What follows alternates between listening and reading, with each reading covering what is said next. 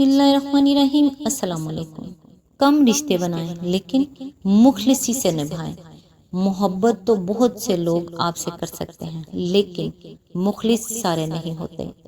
मजबूत रहो, जिंदगी कमजोर लोगों को कबूल नहीं करती। लफ्जों की ताकत को कम मत समझिए, क्योंकि छोटा सा हाँ और छोटा सा ना पूरी जिंदगी बदल देता है। इबादत जरूर कीजिए, मगर मामलात पर भी तवज्जो दें। काबे के चक्कर लगाने से लोगों को दिए हुए चक्कर माफ नहीं होते। तुर्क की एक कहावत है कि इतना कह देना काफी नहीं होता कि मैं तुम्हारा भाई हूँ, ये भी बताया करें कि हाबिल हैं कि काबिल। हजरत अली का फरमान है, अगर तुम मौत की रफ्तार को देख लेते तो उम्मीदों से नफरत करते और कभी उनको पूरा करने में मसरूफ ना होते। दिल की कीमत नहीं, लेकिन जुबान का मीठा बोल दिल को खरीद लेता है। अल्लाह ताला से दुआ है कि वो आपको और आपके तमाम अहल वयाल को अपने हिफ्ज़ मान में रखे और आपकी तमाम नेक और जायज़ हाजात को पूरा करे और आपको खुशियाँ बांटने वाला बनाए। आमीन। आज इंशाल्लाह सूरह नूर की आयत नंबर 2 की तफसीर जो पिछली 4 वीडियोस से स्टार्ट है, वहीं से शुरू करेंगे जहां से पिछली वीडियो में सिलसिला टूटा था। औज़ु बिल्लाहि मिनश शैतानिर्रजीम, बिस्मिल्लाहिर्रहमानिर्रहीम। नंबर 8, जना की कानूनी तारीफ में फुकहा के दरमियान इख्तलाफ है। हनफिया इसकी तारीफ ये करते हैं कि एक मर्द का किसी ऐसी औरत से कुबल में मुबाशरत करना जो ना तो उसके निकाह या मिल के यमीन में हो और ना इस अमर का शुबा कि कोई माकूल वजह हो कि उसने मनकुहा या ममलूक समझते हुए उससे मुबाशरत की है। इस तारीफ की रूह से वती फिर दुब्र, अमले कोमेलू, बहाइम से मुजामत वगैरह माहियत जना से खारिज हो जाते हैं और सिर्फ औरत से कुबल में मुबाशरत ही पर उसका इतलाक होता है, जबकि शरई हक या उसके शुबे के बगैर ये फेल किया गया हो। बेखिलाफ इसके शाफिया इसकी तारीफ यूँ बयान करते हैं, शर्मगाह को ऐसी शर्मगाह में दाखिल करना जो शरन हराम हो मगर तबन जिसकी तरफ रगबत की जा सकती हो और मालिकिया के नज़दीक इसकी तारीफ ये है, शरई हक या इसके शुबे के बगैर कुबल या दुबर में मर्द या औरत से वती करना। इन दोनों तारीफों की रूह से अमले को मलूद भी जना में शुमार हो जाता है, लेकिन सही बात यह है कि ये दोनों तारीफें लफ्ज जना के मारूफ मायनों से हटी हुई हैं। कुरान मजीद हमेशा अल्फाज को इनके मरूफ और आम फहम मायने में इस्तेमाल करता है, इल्ला ये कि वो किसी लफ्ज़ को अपनी इस्तिलाह ख़ास बना रहा हो, और इस्तिलाह ख़ास बनाने की सूरत में वो खुद अपने मफ़हूम ख़ास को ज़ाहिर कर देता है। यहाँ ऐसा कोई करीना नहीं है कि लफ्ज़ जना को किसी मखसूस मायने में इस्तेमाल किया गया हो, लिहाजा इसे मारूफ मायने ही में लिया जाएगा और वो औरत से फितरी मगर नाजायज ताल्लुक तक ही महदूद है। शहवत रानी की दूसरी सूरतों तक वसी नहीं होता। अलावा बनी ये बात मालूम है कि अमले को मलूद की सजा के बारे में सहाबा कराम के दरमियान इख्तलाफ हुआ है। अगर इस फेल का शुमार भी इस्लामी इस्तिलाह की रूह से जना में होता तो जाहिर है कि इख्तलाफ राय की कोई वजह न थी। नंबर 9, कानूनन एक फेल जना को मुस्तलजम सजा करार देने के लिए सिर्फ इदखाल हुश्फा काफी है। पूरा इदखाल या तकमील फेल इसके लिए जरूरी नहीं है।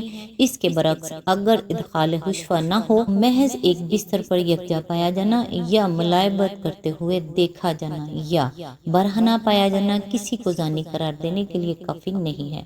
और इस्लामी शरीयत इस हद तक भी नहीं जाती कि कोई जोड़ा ऐसी हालत में पाया जाए तो उसका डॉक्टरी मुआयना करा के जना का सबूत बहम पहुंचाया जाए और फिर इस पर हद जना जारी की जाए। जो लोग इस तरह की बेहयाई में मुब्तला पाए जाएं, इन पर सिर्फ ताज़ीर ही, जिसका फैसला हालात के लिहाज से हाकम अदालत खुद करेगा या जिसके लिए इस्लामी हुकूमत की मजलिस से शुरा कोई सजा तजवीज़ करने की मजाज होगी।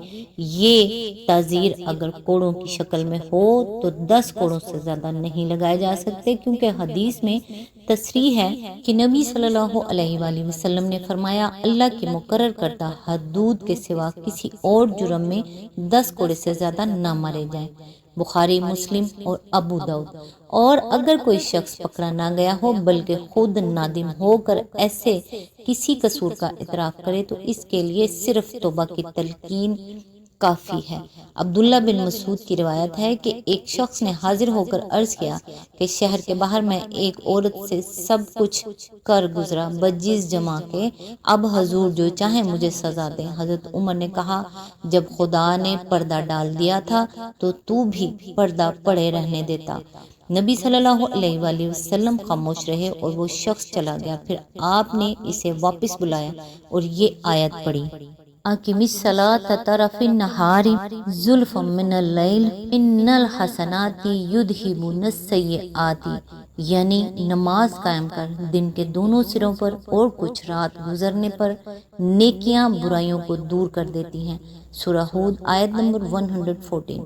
ایک شخص نے پوچھا، کیا یہ اسی کے لیے خاص ہے؟ حضور صلی اللہ علیہ وسلم نے فرمایا، نہیں، سب کے لیے ہے۔ مسلم، ترمذی، ابو داؤد اور نسائی۔ یہی نہیں بلکہ شریعت اس کو بھی جائز نہیں رکھتی کہ کوئی شخص اگر جرم کی تصریح کے بغیر اپنے مجرم ہونے کا اعتراف کرے تو کھوج لگا کر اس سے پوچھا جائے کہ تو نے کون سا جرم کیا ہے۔ نبی صلی اللہ علیہ وآلہ وسلم کی خدمت میں ایک شخص نے حاضر ہو کر عرض کیا، یا رسول اللہ صلی اللہ علیہ وآلہ وسلم، میں حد کا مستحق ہو گیا ہوں، مجھ پر حد جاری فرمائیے۔ مگر آپ نے اس سے نہیں پوچھا کہ تو کس حد کا مستحق ہوا ہے۔ پھر نماز سے فارغ ہو کر وہ شخص پھر اٹھا اور کہنے لگا کہ میں مجرم ہوں، مجھے سزا دیجیے۔ آپ نے فرمایا، کیا تو نے ابھی ہمارے ساتھ نماز نہیں پڑھی ہے؟ اس نے عرض کیا، جی ہاں۔ فرمایا، بس تو اللہ نے تیرا قصور معاف کر دیا۔ بخاری، مسلم، احمد۔ نمبر 10، کسی شخص، مرد یا عورت کو مجرم قرار دینے کے لیے صرف یہ امر کافی نہیں ہے کہ اس سے فعل زنا صادر ہوا ہے، بلکہ اس کے لیے مجرم میں کچھ شرطیں پائی جانی چاہیے۔ یہ شرطیں زنا محض کے معاملے میں اور ہیں اور زنا بعد الاحسان کے معاملے میں اور۔ زنا محض کے معاملے میں شرط یہ ہے کہ مجرم عاقل ہو اور بالغ ہو۔ اگر کسی مجنون یا کسی بچے سے یہ فعل سرزد ہو تو وہ حد زنا کا مستحق نہیں ہے۔ اور زنا بعد احسان کے لیے عقل اور بلوغ کے علاوہ چند مزید شرطیں بھی ہیں جن کو ہم ذیل میں بیان کرتے ہیں۔ پہلی شرط یہ ہے کہ مجرم آزاد ہو۔ اس شرط پر سب کا اتفاق ہے کیونکہ قرآن خود اشارہ کرتا ہے کہ غلام کو رجم کی سزا نہیں دی جائے گی۔ ابھی یہ بات گزر چکی ہے کہ لونڈی اگر نکاح کے بعد زنا کی مرتکب ہو تو اسے غیر شادی شدہ آزاد عورت کی بنسبت آدھی سزا دینی چاہیے۔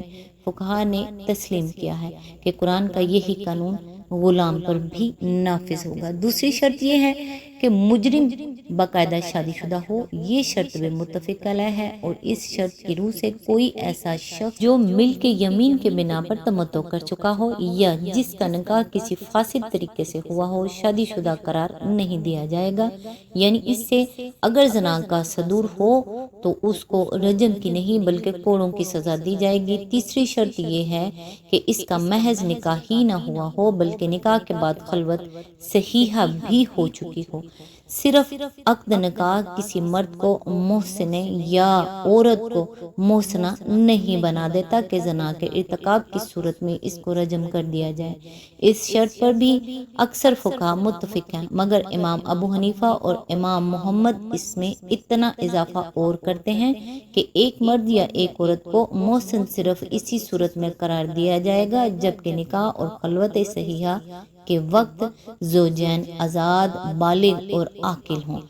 اس مزید شرط سے جو فرق واقع ہوتا ہے وہ یہ ہے کہ اگر ایک مرد کا نکاح ایسی عورت سے ہوا ہو جو لونڈی ہو یا نابالغ ہو یا مجنون ہو تو خواہ وہ اس حالت میں اپنی بیوی سے لذت اندوز ہو بھی چکا ہو پھر بھی وہ مرتکب زنا ہونے کی صورت میں رجم کا مستحق نہ ہوگا۔ یہی معاملہ عورت کا بھی ہے کہ اگر اس کو اپنے نابالغ یا مجنون یا غلام شوہر سے لذت اندوز ہونے کا موقع مل چکا ہو پھر بھی وہ مرتکب زنا ہونے کی صورت میں رجم کی مستحق نہ ہوگی۔ غور کیا جائے تو محسوس ہوتا ہے کہ یہ ایک بہت ہی معقول اضافہ ہے جو ان دونوں بالغ النظر بزرگوں نے کیا ہے۔ چوتھی شرط یہ ہے کہ مجرم مسلمان ہو، اس میں فقہا کے درمیان اختلاف ہے۔ امام شافعی، امام ابو یوسف اور امام احمد اس کو نہیں مانتے۔ ان کے نزدیک ذمی بھی اگر زنا بعد احسان کا مرتکب ہوگا تو رجم کیا جائے گا، لیکن امام ابو حنیفہ اور امام مالک اس امر پر متفق ہیں کہ زنا بعد احسان کی سزا رجم صرف مسلمان کے لیے ہے۔ اس کے دلائل میں سے سب سے زیادہ معقول اور وزنی دلیل یہ ہے کہ ایک آدمی کو سنساری جیسی خوفناک سزا دینے کے لیے ضروری ہے کہ وہ مکمل احسان کی حالت میں ہو اور پھر بھی زنا کے ارتکاب سے باز نہ آئے۔ احسان کا مطلب ہے اخلاقی قلعہ بندی، اور اس کی تکمیل 3 حصاروں سے ہوتی ہے۔ اولین حصار یہ ہے کہ آدمی خدا پر ایمان رکھتا ہو، آخرت کی جواب دہی کا قائل ہو اور شریعت خداوندی کو تسلیم کرتا ہو۔ دوسرا حصار یہ ہے کہ وہ معاشرے کا آزاد فرد ہو، کسی دوسرے کی غلامی میں نہ ہو، جس کی پابندیاں اسے اپنی خواہشات کی تکمیل کے لیے جائز تدابیر اختیار کرنے میں مانع ہوتی ہیں، اور لاچاری و مجبوری اس سے گناہ کرا سکتی ہے، اور کوئی خاندان اسے اپنے اخلاق اور اپنی عزت کی حفاظت میں مدد دینے والا نہیں ہوتا۔ تیسرا حصار یہ ہے کہ اس کا نکاح ہو چکا ہو اور اسے تسکین نفس کا جائز ذریعہ حاصل ہو۔ یہ تینوں حصار جب پائے جاتے ہوں تب قلعہ بندی مکمل ہوتی ہے، اور تب ہی وہ شخص بجائے طور پر سنساری کا مستحق قرار پا سکتا ہے جس نے ناجائز شہوت رانی کی خاطر 3 حصار توڑ ڈالے۔ لیکن جہاں پہلا اور سب سے بڑا حصار یعنی خدا اور آخرت کا قانون خداوندی پر ایمان ہی موجود نہ ہو، وہاں یقیناً قلعہ بندی مکمل نہیں ہے، اور اس بنا پر فجور کا جرم بھی اس شدت کو پہنچا ہوا نہیں ہے جو اسے انتہائی سزا کا مستحق بنا دے۔